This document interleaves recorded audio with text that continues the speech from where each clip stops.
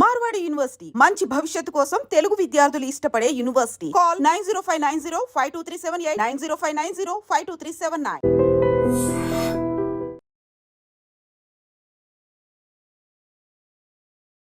ఆదిలాబాద్ జిల్లాలో భయానక ఘటన. 30 మంది విద్యార్థులను చంపేందుకు యత్నం. ఏ పాపాత్ముడు కుట్ర చేశాడో, ఏ దుర్మార్గుడు ఆ ఘాతుకానికి పూనుకున్నాడో తెలియదు కానీ ఒక్కరు కాదు, ఇద్దరు కాదు, ఏకంగా 30 మంది విద్యార్థులు బలి కాబోయారు. అదృష్టవశాత్తు ఆ విద్యార్థులంతా పెను ప్రమాదం నుంచి తప్పించుకున్నారు. పాఠశాలలో విద్యార్థులు తాగే నీళ్లలో విషం కలిపిన దుండగులు అందరినీ అంతమొందించాలని చూశారు. ఈ ఘటన స్థానికంగా సంచలనం రేపింది. ఎక్కడ జరిగిందా దారుణం, ఇప్పుడు చూద్దాం. ఆదిలాబాద్ జిల్లాలో భయానక ఘటన వెలుగులోకి వచ్చింది. ఇచ్చోడ మండలం ధరంపూరిలోని ప్రభుత్వ ప్రాథమిక పాఠశాల విద్యార్థుల ప్రాణాలను తీయడానికి కొందరు గుర్తు తెలియని దుండగులు కుట్ర పన్నారు. దాదాపు 30 మంది పిల్లలను హతమార్చాలని చూశారు. ఇందుకోసం పాఠశాలలోని నీటి ట్యాంకులో పురుగుల మందు కలిపారు. మధ్యాహ్న భోజనం వండే పాత్రలపై కూడా విషం చెల్లారు. అయితే పాఠశాల సిబ్బంది వెంటనే గుర్తించడంతో పెద్ద ప్రమాదం తప్పింది.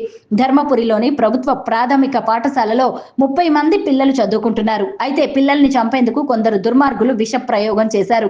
విద్యార్థులు తాగే నీటి ట్యాంకులో దుండగులు పురుగుల మందు కలిపారు. మధ్యాహ్న భోజన సామాగ్రిపై కూడా పురుగుల మందులు చల్లారు. బుధవారం వెలుగులోకి వచ్చిన ఈ ఘటన అందరినీ తీవ్ర భయాందోళనలకు గురిచేసింది. పాఠశాలకు వరుసగా 3 రోజులు సెలవులు రావడంతో పాఠశాలలోని వంట గదికి సిబ్బంది తాళాలు వేసి వెళ్లిపోయారు.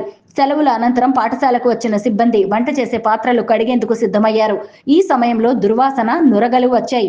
ఏంటా అని చాలాసేపు పరిశీలించారు. చూస్తే పురుగుల మందు వాసన వలె ఉండడంతో అందరూ అప్రమత్తమయ్యారు. ఈ విషయాన్ని పాఠశాల హెడ్ మాస్టర్ సిబ్బందికి చెప్పారు. అంతా కలిసి ఏం జరిగిందో అని చూస్తున్న సమయంలోనే అక్కడే ఓ పురుగుల మందు డబ్బా కనిపించింది. అలాగే నీటి నుంచి కూడా దుర్వాసన వస్తుండడంతో నీటిని పరిశీలించగా దుండగులు తాగునీటి ట్యాంకులోనూ పురుగుల మందు కలిపినట్టుగా సిబ్బంది గుర్తించారు.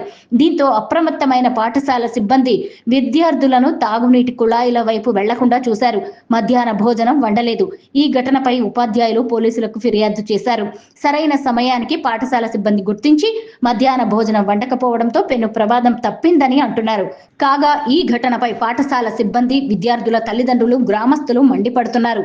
అసలు స్కూల్ పిల్లలపై విష ప్రయోగం చేయాల్సిన అవసరం ఎవరికి ఉందని, చిన్న పిల్లలు ఏ పాపం చేశారని ఆగ్రహం వ్యక్తం చేస్తున్నారు.